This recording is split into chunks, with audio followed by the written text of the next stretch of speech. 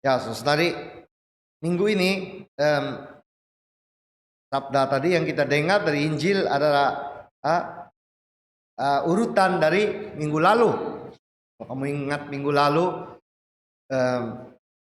Injil menyatakan bila Yesus pergi ke satu kawasan pergunungan di Caesarea Filipi, di mana dia bertanya pada murid-muridnya, siapakah orang mengatakan aku?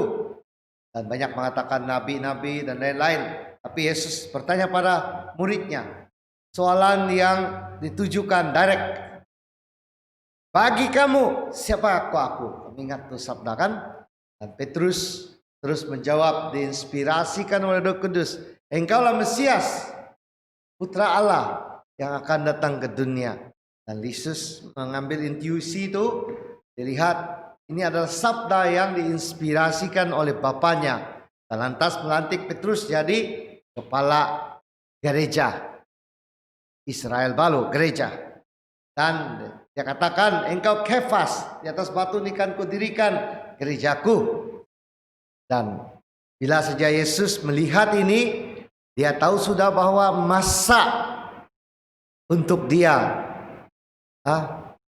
bilangkan mengkonklusikan atau merangkumi semua misi dia, yang kenapa dia harus datang ke dunia, yaitu untuk pergi ke Yerusalem dan menderita sengsara, mati, kemudian selepas 3 hari akan dibangkitkan. Dan bila Yesus menyatakan ini, Petrus skandal. Mungkin disebabkan mereka sudah 3 tahun bersama. Karena Yesus selepas permandian di Sungai Yordan, dia telah pergi ke padang pasir bertarung dengan setan. Kemudian dia mula memilih semua rasul dia. Selama 3 tahun mereka bersama dia. Sehingga saat ini, bila dia membuat profesi itu yang melantik Petrus sebagai kepala gereja dan juga lantas memasuki misi dia, yaitu untuk mati di kayu salib untuk menebus kita. Dan Petrus tidak dapat menerima aspek ini karena dia tidak paham. Karena semua mengikut tradisi orang-orang Yahudi dan juga mentaliti masa mereka itu menyatakan Mesias itu tidak boleh mati. Mesias itu begitu berkuasa sekali, dia tidak boleh dilukakan, dia tidak boleh macam Superman. Dan yang mempunyai kuasa besar seperti Nabi Elia, dia boleh turunkan api, membakar semua musuh dia. Jadi seorang pun tidak boleh menyentuh dia. Jadi bila Yesus menyatakan siapa sebenarnya dia, misi dia, yaitu untuk jadi orang terbesar, pendosa terbesar, dan juga mati sebagai penjenayah, Petrus tidak dapat menerima salib itu.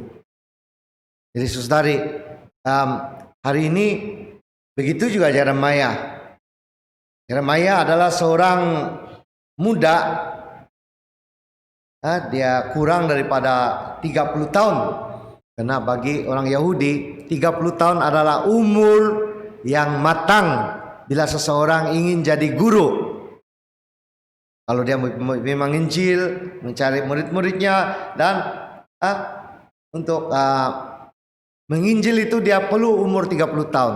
Itu sebabnya bila Tuhan memanggil Yeremia, dia mengatakan, Tuhan, saya hanya na'ar, dalam bahasa orang Yahudi, seorang budak yang kurang berpengalaman, yang belum layak jadi seorang nabi. Itu sebabnya kalau kita lihat tadi dalam sabda itu, Yeremia ada 2 kitab dia. Satu yang kitab Yeremia, kemudian Lamentasi. Kalau kita lihat pada nabi-nabi. Dan Lamentasi itu adalah suara hati Yeremia. Dia menuruti sabda Allah. Dia pergi. Dia meninggalkan kampungnya Anakdot. Dia seorang muda, belum pernah kawin. Dan dia meninggalkan bapak, ibunya, semua segala-gala yang dia tahu. Dan dia bukan seorang yang berpelajaran. Karena Anakdot berada di kawasan utara Israel, tidak jauh dari Mesopotamia, yaitu kawasan Syria dan Irak yang sekarang lah.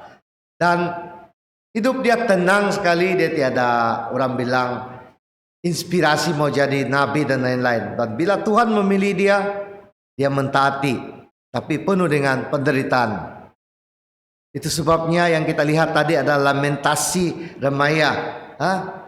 Bila dia menuruti sabda Allah, karena sabda Allah yang dibawanya memanggil umat Yahudi untuk bertobat, di mana banyak ketidakadilan dan lain-lain. Dan dia sepanjang kehidupannya sebagai nabi, dia tidak dihormati, dan dia juga banyak kali menderita. Menderita sehingga yang akhir sekali misi dia pun mengikuti umat Yahudi diantar kepada pembuangan. Dan Yeremia mati bukan di tanah Israel tapi dalam pembuangan. Begitulah misi Yeremia. Walaupun dia bilang, saya tidak mau lagi menuruti katamu, saya tidak mau lagi membuat nubuat demi namamu. Tapi kata Yeremia, saya tidak dapat bertahan karena ada api. Itu yang kita panggil dalam bahasa Inggris zeal. Ada itu api, ada itu semangat yang membakar dalam diriku, yang mendorong aku. Seperti kata Santo Paulus, Caritas Christi urget nos, dalam bahasa Latin, yaitu cinta kasih Kristus yang ditunjukkan pada kita. Caritas mendorong kita, urget, mendorong kita untuk apa, saudari? Membuat kehendak Allah, untuk hidup menurut kehendak Allah. Kamu tahu Santo Yohanes dalam surat pertamanya menyatakan kita umat Kristen, kita ada 3 musuh yang nyata dan kuat. Apa yang musuh itu, saudari? Mentaliti duniawi yang bertentangan dengan nilai-nilai Kristus, nilai-nilai Kristiani yang kita sedang hadapi juga sekarang. Mentaliti duniawi yang membawa manusia berdosa. Tidak pada para mau elaborate, kamu panjang-panjang lah. Kamu tahu apa mentaliti duniawi yang kita ada, yang bertentangan. Ateisme yang menolak kehadiran Tuhan dalam hidup, dan banyak lagi. Kemudian kita ada cobaan setan.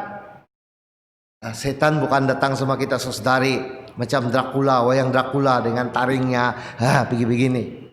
Tidak, setan datang dengan cara yang begitu halus sekali. Macam seorang bos di pejabat, sebagai contoh lah, ada krisis dengan istrinya, dengan keluarganya. Bagaimana setan memasukkan dalam percobaan? Dia meletakkan seorang setiausahanya yang cantik, seksi, dan yang lemah lembut. Dan setan mengatakan, ini dia jalan keluar. Dan kalau kita tidak ada iman kita, kalau kita tidak ada itu Roh Kudus membantu kita, maka kita jatuh dalam percobaan itu, membuat hubungan sulit dan merusakkan semua rencana Allah dalam kehidupan kita. Ini sebagai satu contoh saja.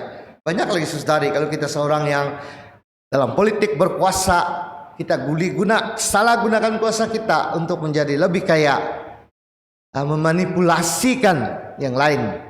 Banyak lagi, saudari. Dan semua ini adalah mentaliti duniawi, cobaan setan. Dan akhir sekali yang dikatakan Santo Yohanes adalah diri kita sendiri, musuh besar kerajaan Allah. Itu sebabnya Yesus mengatakan, kalau kamu ingin menjadi pengikutku, kamu harus membenci bapak, ibumu, anakmu, anak perempuan, anak lelaki, menantumu, dan kamu harus menyangkal diri kamu. Menyangkal diri sendiri, yang keinginan duniawi kita, supaya kita dapat menuruti Yesus. Menyangkal diri bukan senang, saudari. Kita perlu banyak kerendahan hati untuk menyangkal diri, dan kita perlu banyak doa, dan juga mentelaah sabda Allah, buat scrutiny sabda Allah, dan juga mungkin dapat dari sabda Allah itu yang memberi kita cahaya. Karena sabda mengatakan pelita kaki kita, jalan hidup kita adalah sabda Allah. The word of God is the light of our feet. Dan juga rahmat Allah lah, supaya kita dapat hidup dalam kekudusan. Dan ini akan membantu kita, membuat kita panggil discernment.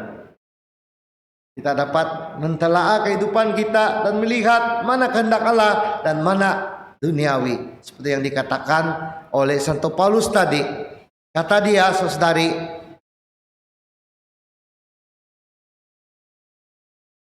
saudara-saudara, kata dia, demi kemurahan Allah aku menasihati kamu supaya kamu persembahkan tubuh kamu sebagai persembahan yang hidup, yang kudus dan berkenan pada Allah. Itulah ibadah yang sejati. Bagaimana kita boleh hidup yang kehidupan kita ini adalah murni di hadapan Allah, saudari. 3 tahap. Pertama, kerendahan hati, humility. Karena ini adalah tahap hidup Kristen yang nyata untuk semua orang. Kerendahan hati adalah bila kita dapat melihat kesalahan dosa-dosa kita, kelemahan kita, dan kita lantas bergantung pada rahmat Tuhan. Dan senantiasa pergi mengaku dosa kita, mengampuni orang yang bersalah pada kita, dan tidak menghakimi, tidak menggosip. Kerendahan hati adalah tangga pertama untuk hidup kudus, kata Santo Agustinus. Dan kedua, kesederhanaan hati, yaitu di mana kehidupan kita menjadi seperti kristal, cahaya Kristus dapat bersinar. Dan banyak tahap kegelapan hidup kita benarkan Tuhan memasukinya. Kita buka hati kita pada padri, pada bishop, untuk kita minta bantuan membenarkan cahaya Kristus. Kalau ada kawasan gelap hidup kita, jangan biarkan tempat bersembunyinya setan yang memanipulasikan kehidupan kita. Dan akhir sekali, kepujian. Kata Santo Paulus, kita dipanggil menjadi kepujian dan kemuliaan nama Tuhan.